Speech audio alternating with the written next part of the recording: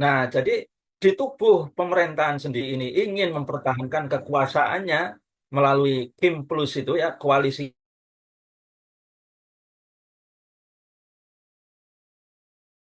Ya, bagaimana juga PKB Caimin yang agak nakal-nakal sedikit sehingga mencalonkan jadi wapres ya waktu itu ya.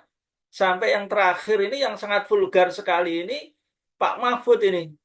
Ya, bagaimana suara-suara Pak Mahfud sekarang ini keliling dari kampus ke kampus, dari media ke media, dia banyak mengungkapkan bagaimana politik busuk Pak Jokowi ini untuk melanggengkan kekuasaannya.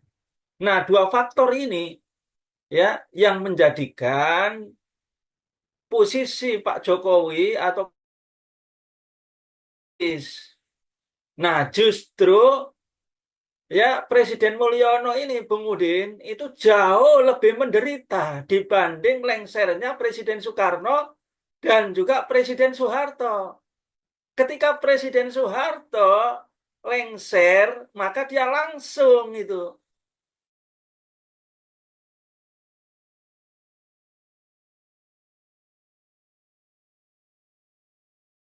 sakit dia ini stroke tidak meninggal-meninggal. Jadi mengalami penderitaan yang sangat luar biasa. Nah, di dalam teori politik ini sering disebut bahwa Pak Jokowi ini secara politik ini sudah unlegitimate. Artinya dia ini sudah kalah gitu. Ya, tidak memiliki kekuatan, kekebalan politik lagi. Nah, makanya muncullah banyak prahara politik ya menjelang lengsernya beliau ini. Nah, salah satunya yang akhir-akhir ini muncul ini adalah pasukan berani mati pembela Jokowi. Nah, yang dikoordinatori oleh Sukodikdo Wardoyo. Nah, berarti ya mempertahankan secara hukum, mempertahankan Pak Jokowi secara politik ini sudah kalah. Makanya harus menggunakan cara-cara preman. Ini adalah bentuk kekalahan politik, Bung Udin. Nah, itu yang pertama, Bung Udin ya. Nah, yang kedua coba saya urai ini ya. Bagaimana prahara yang sangat dahsyat ini pertama tentu adalah kalau kita lihat adalah yang pertama adalah oligarki pembegal hukum.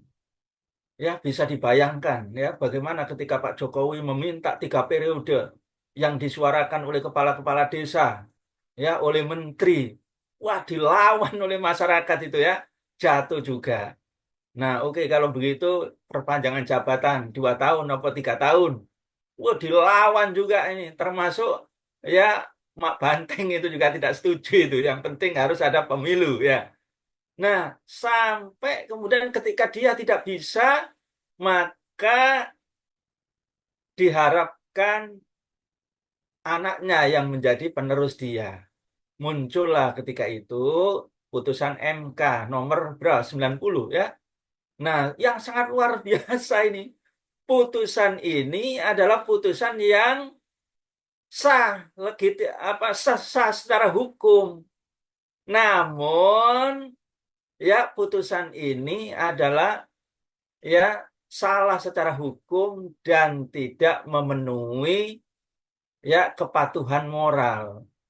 Nah, ini yang sangat luar biasa. Jadi putusan salah dan melanggar moral, tapi sah. Gibran itu menjadi ya wakil presiden. Wah, ini luar biasa. Kehinaan yang luar biasa ini. Sampai muncullah prahara KPU ya. Sampai muncullah prahara MA gitu. Sampai kemudian muncullah prahara yang sangat lucu juga ini. MK nomor 20. Nah, MK 20 ini bisa merembet nanti ini Gibran ini bisa diolek lagi, bisa tidak sah, bisa dicopot itu Bung Udin ya. Bisa digeret-geret ke sana. Nah, ini saya pikir ya sampai sebegitunya. Ya, ini menunjukkan kekuatan Pak Jokowi dan oligarki pembegal hukum ini sangat luar biasa dahsyatnya sehingga mampu membuat skenario pembegalan hukum ini yang sudah sangat ya sangat luar biasa gilanya gitu ya. Nah, disitulah kemudian muncul berbagai macam sumpah serapah ya, yang Presiden Mulyono ini dikatakan ya, ya dia ini politik bajingan, dia anjing ya. Pak Mahfud mengatakan politik busuk Jokowi. Ah, ini luar biasa ya. Nah, yang kedua tentu adalah kebijakan ekonomi yang menindas rakyat. Nah, maka banyak muncul anekdot ini ya, bahwa Indonesia ini adalah kaya raya tapi untuk oligarki. Ya, Indonesia ini kaya raya tapi untuk koruptor. Indonesia ini adalah subur tapi untuk oligarki. Ah, ini luar biasa. Bagaimana kasus Morowali, bagaimana kasus Rempang, bagaimana kasus Wadas, bagaimana kasus IKN yang kemudian banyak para pengamat semuanya proyek nasional itu sesungguhnya adalah hasilnya kecil sekali untuk rakyat, bahkan rakyat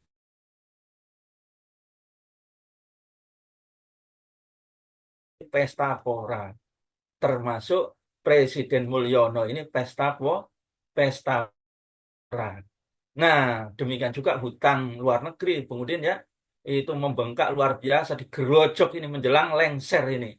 Ya, semakin ugal-ugalan untuk mendapatkan upeti dan komisi dari hutang luar negeri. Nah, yang ketiga, tidak hanya oligarki yang menghisap sumber daya alam, ya, tapi yang ketiga ini yang sangat luar biasa. Gilanya ini di Indonesia mungkin satu-satunya ini, Bung Udin. Ada oligarki pembegal akidah. Ini tidak masuk akal. Tiba-tiba ada paus ke sini, adzan diganti running tag. Bagaimana kemudian ya ada lagu-lagu, ada pakaian-pakaian serba ya Kristiani di Istiqlal. Ini tidak masuk akal. Ya, contoh sederhana saja, Bung Udin ya. Yang namanya adzan yang kemudian direkam di di televisi, memang para ulama ya sebagian besar sepakat bahwa itu adalah mubah. Tapi ini bukan perkara mubah saja. Ini adalah perkara syiar Islam. Nah, syiar Islam itu hukumnya wajib. Syiar-syiar Islam yang berkaitan dengan ketaatan kepada Allah SWT hukumnya wajib. Ya, mengumandangkan sholat berjamaah, ya, menegakkan sholat berjamaah, menegakkan, mensiarkan azan, ya, mensiarkan sholat Idul Fitri, ya, Idul Adha, kemudian mensiarkan korban, mensiarkan haji, itu hukumnya yang wajib tetap wajib, yang sunnah pun untuk syiar itu menjadi wajib, itu jumhur ulama. Maka kalau ada televisi, misalnya tidak menyiarkan, tidak apa-apa. Tapi kalau sudah diperintahkan oleh Menko Info, oleh Kemenak, ini haram, dosa besar. Itu sudah paham. Adalah bentuk Islamophobia. Agar umat Islam ini tidak konsisten, tidak militansi dengan Islam. Karena Islamlah satu-satunya yang akan bisa menyingkirkan oligarki pembegal hukum dan oligarki eksploitasi sumber daya alam tadi. Maka harus dibegal juga ini. Ada oligarki pembegal akidah. Itu yang sekarang ini dihembuskan oleh kelompok yang mengatasnamakan lintas agama. Sesungguhnya ingin mendegradasi, Bung Udin. Ini yang dikatakan Islamophobia. Nah, disinilah kita sekarang ini tahu di balik pembegal akidah ini, Bung Udin. Kenapa para habaib ditangkap? Kenapa Bang Edi Mulyadi ditangkap? Kenapa Gus Nur ditangkap? Kenapa Hizbut Tahrir dicabut badan hukumnya? FPI dicabut badan hukumnya? Ustadz Farid Okbah juga ditangkap. Semuanya itu adalah untuk mendelegitimasi pamor mereka yang sangat ya yang sangat nyaring, yang sangat keras suara untuk melakukan amar ma'ruf nahi mungkar yang arahnya tidak ada lain adalah untuk menyelamatkan Indonesia. Nah, yang kedua tentu untuk mendegradasi ya ideologi Islam. Ya, tidak hanya orangnya yang didegradasi, tapi ideologi Islam yang dikenal dengan Islam fobia. Nah, ini yang sekarang ini berbalik arah, Bung Udin.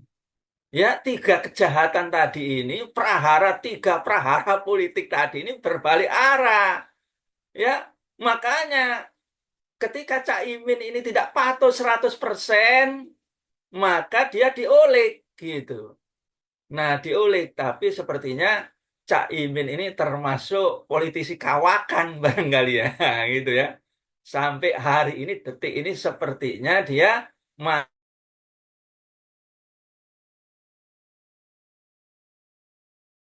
terus ya mengulik PKB. Nah, Caimin sepertinya juga membuat poros poros Bangkalan atau Sumeneb ya. Nah, itu yang sekarang nyaring juga menuntut karena banyak juga kesalahan atau pandangan-pandangan yang menyimpang dari PBNU. Nah, demikian juga ketika Banser atau Pagar Nusa ya mau melakukan kekerasan, Caimin juga sepertinya juga membuat ya laskar juga ini ya pelindung ya pasukan untuk menghadapinya. Nah, ini saya pikir di balik semuanya ini tentu ada ya cawe-cawe dari Pak Mulyono tadi sama oligarki agar betul-betul Caimin ini 100% tunduk gitu. Nah, ini sekarang ini sudah jebol gitu. Tidak bisa.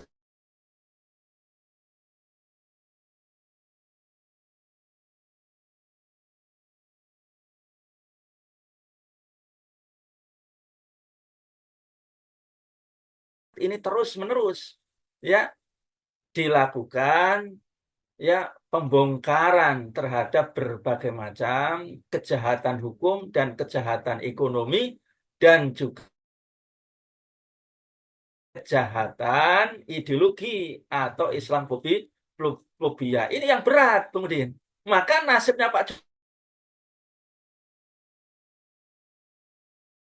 Nah, yang keempat ini Bung Udin, saya pikir Pak Prabowo juga sama nasibnya seperti seperti PDIP, saya pikir ya.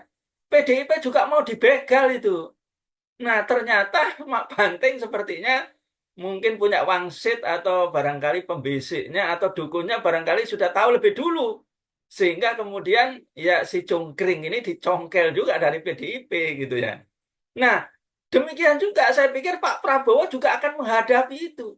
Dia sekarang menghadapi beban berat bahwa sesungguhnya keberhasilan Pak Prabowo itu karena Jokowi. Dan Pak Prabowo ini harus melakukan politik berkelanjutan. Ya, Pak Mulyono tadi. Ini saya pikir berat sekali itu, Bung Udin.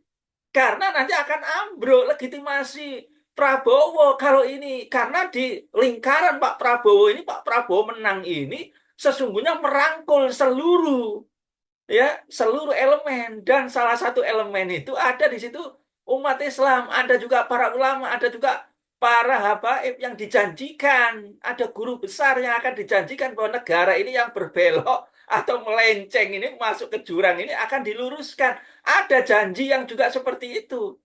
Nah, ini akan ditagih. Saya pikir berat ini. Jadi kalau PDIP saja kemudian berpisah dengan Pak Mulyono, tentu Prabowo sangat berat sekali dan mungkin kemungkinan besar akan berpisah dengan Pak Jokowi dan akan melepaskan kepada Pak Jokowi. Apa indikatornya? Ya, ini kalau kita lihat ini Bang Egy Sujana misalnya, tetap ini trending topik terus ini. Ya, kalau kita lihat ada dua yang sekarang dituntut ini ya. Yang pertama, kata Bang Egy itu, saya sudah menemukan bukti secara pasti, secara jelas bahwa ijazahnya ya Pak Jokowi itu fotonya adalah foto Mulyono. Makanya Pak Jokowi sekarang disebut Mulyono. Nah, gitu ya. Ini sudah fake gitu. Berani membuktikan. Yang kedua, Gus Nur dan Bambang Tri ini tidak ada kesalahan sedikit pun. Ya, karena dicabut berita bohongnya itu dengan makna bahwa ijazah Pak Jokowi itu menurut putusan pengadilan adalah palsu.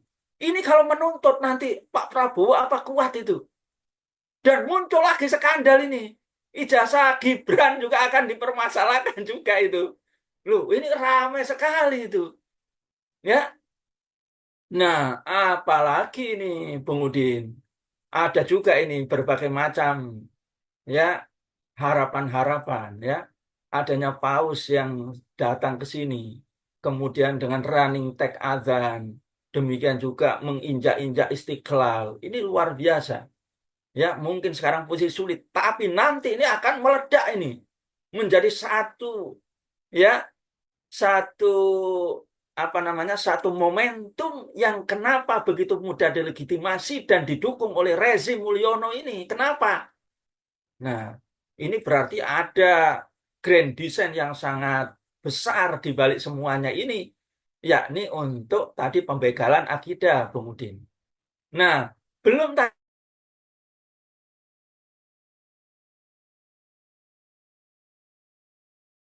itu jelas di situ indikatornya itu penyalahgunaan dan juga indikator korupsi tinggi sekali, Bung Udin. Demikian juga pelaporan itu masih berjalan, tidak berhenti di KPK itu, Bung Udin. Ya, nah maka kalau kita lihat ya kasus-kasus yang lain saya pikir masih banyak ya. Dan kalau kita lihat saling sandra menyandra dan posisinya adalah masih 50-50. Ya, berbagai macam petinggi-petinggi ataupun pengurus-pengurus PDIP juga mulai diulik ya oleh KPK atau oleh pihak kepolisian. Tapi kalau kita lihat ini ya masih tetap melakukan perlawanan atau tidak melakukan rekonsiliasi secara nyata dengan Presiden Mulyono ya PDIP ini. Nah, demikian Bung Udin. Saya pikir ini kembali lagi kesimpulan saya ya.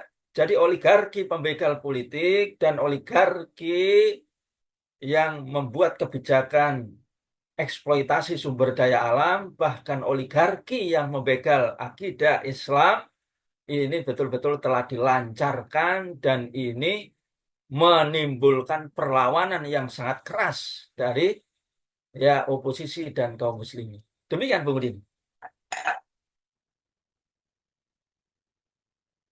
Iya, Halo Bung terima Udin. kasih. Siap-siap, terima kasih atas perspektifnya. Kita kembali ke Cak Selamat. Selamat ya. Ini Ya, jika Bung Siap, Udin. siap. Ya, siap. Jadi saya pikir setelah kemudian berat untuk menghadapi ya perlawanan terhadap ketiga unsur itu, maka tidak mampu untuk dilawan secara politik dan secara hukum. Maka harus dilawan secara okol juga.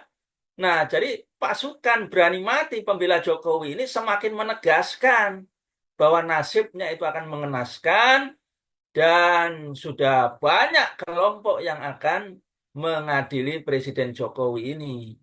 Maka sejak awal disiapkan berbagai macam jaring pengaman, ya, mulai Golkar, mulai Kimplus, mulai Prabowo, sampai diperlukan juga kalau bisa adalah ormas-ormas terbesar dikasih tambang. Sampai juga kalau perlu dibuatlah pasukan berani mati. Ini semakin menegaskan, Bung Udin, bahwa memang Pak Jokowi ini sudah kritis alias sekarang. Ya, demikian Bung Udin.